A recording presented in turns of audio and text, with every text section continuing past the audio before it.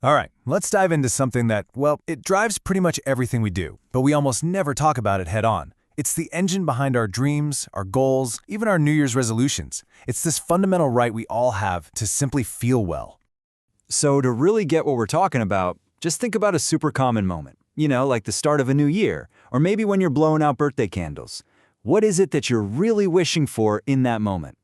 I mean, if you strip away all the details, like getting a new job, or finding a great relationship, or finally getting healthy, what's the one thing underneath all of it?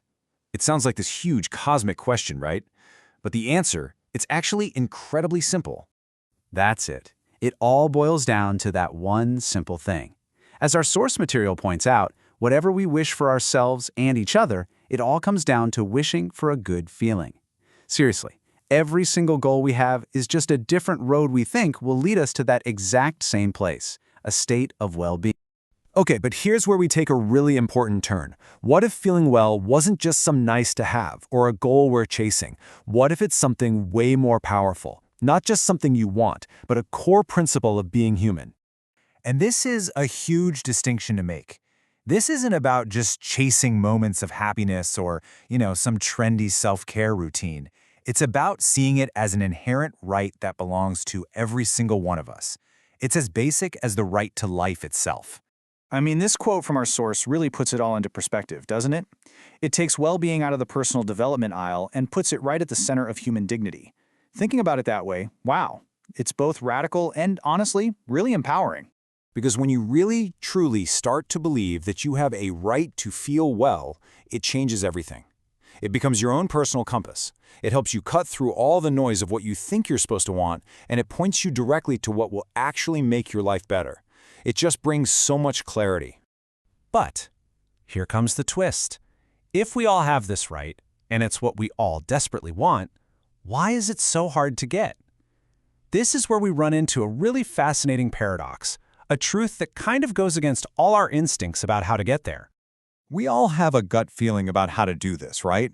A kind of built-in strategy that just feels like common sense. But what if that exact instinct is actually leading us in the completely wrong direction? What if the real path isn't at all what we'd expect? And here it is. This is the central conflict. Our instinct, our knee-jerk reaction, is to run away from pain, to dodge negative feelings at any cost. But the source material we're looking at says this avoidance is the very thing blocking our way.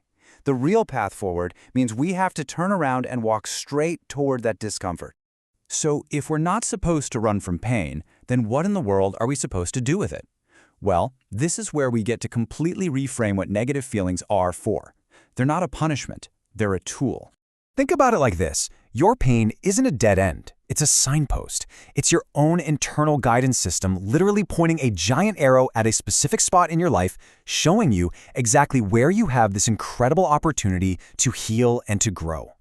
So, how do you actually use this compass? Well, first, you just have to admit the pain is there. Then, and this is the hardest part, you have to resist that powerful urge to run away. Instead, you get curious. You lean in and look for the message, the signal in the noise. And when you do that, you transform that pain into a new purpose.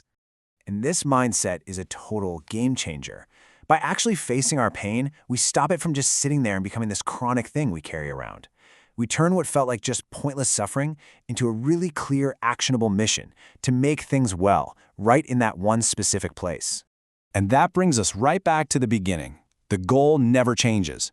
It doesn't matter if we're setting goals for the new year or trying to navigate our biggest challenges, the destination is always the same. It's about reclaiming that fundamental state of well-being, and it starts by remembering that you have an absolute right to it. So I'll just leave you with this one question to think about. Instead of asking, how can I get rid of this feeling, try asking, what is this feeling trying to show me? What area of your life is being lit up right now, just waiting for you to find a new purpose there and make it well?